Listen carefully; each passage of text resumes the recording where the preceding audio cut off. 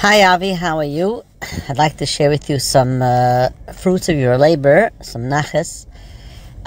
So basically, as you know, our son is basically struggling and totally unaffiliated with everything that's kamat shaykh Yiddishkeit. He has no shaykhs.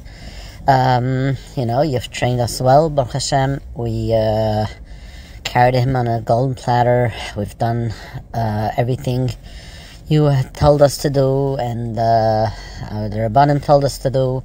We followed your advice and guidance, bombing, love, everything. There's the ups, there's the downs, the struggles.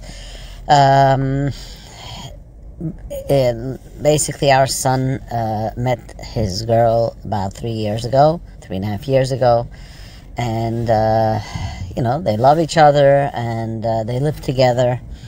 And in the back of our minds, obviously we never said anything, but we were hoping that there's going to come a time where they're going to want to marry Kedas Moshe Yisrael. Now, obviously, there's no mention, and we never pursued it. We never even hinted to them.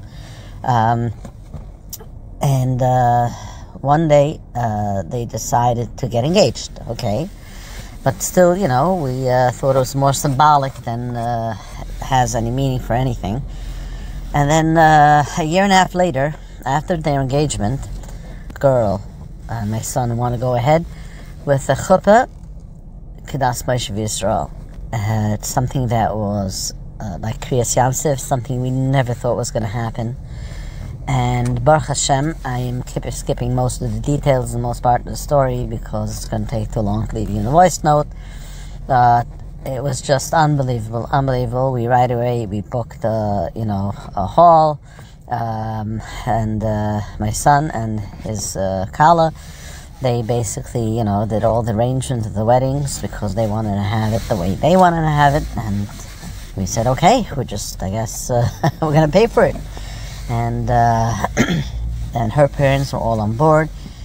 And Baruch Hashem, everything went smooth sailing. The wedding was this past Sunday. It was a beautiful wedding, although we had no idea in the details of what it's going to look like. We braced ourselves for anything and everything, and it turned out to be they took us very much into consideration, and they made this wedding very like almost a Chassidish wedding. I couldn't believe it, and we hadn't asked for anything. We didn't mix into anything, not even the color of the tablecloth. Not only that, the day of the chuppah, the chassan, my kip, asked him, he wants to go to mikveh, and he wants to put on tefillin, and he wants to daven mincha that a chassan davens. I don't know how to explain this. For us, these things are earth-shattering.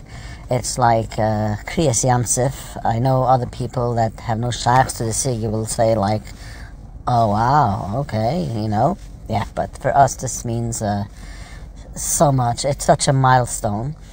Now, the Nikida of all this is it's all fine and dandy, beautiful, everything, beautiful chasna, Kedas Moshe Yisrael, and tefillin, and mikveh, all fine.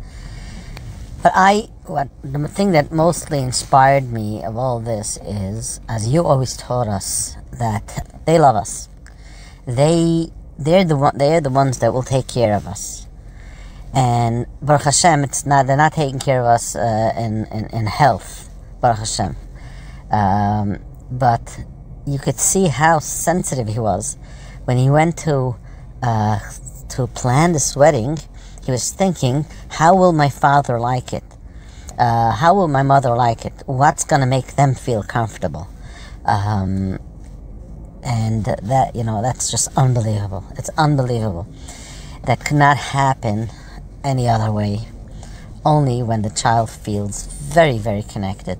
When the child feels that you love him unconditional, then he will treat you also unconditional. Thank you, Avi, and may Hashem bench you for all you have done, and may Hashem help that you should keep on getting such nachas calls and such inspirational stories, and we should hear only nachas from our children, and Hashem, Mashiach should come, and V'nigla Kvod Hashem. Thank you, Avi. Kol Tov.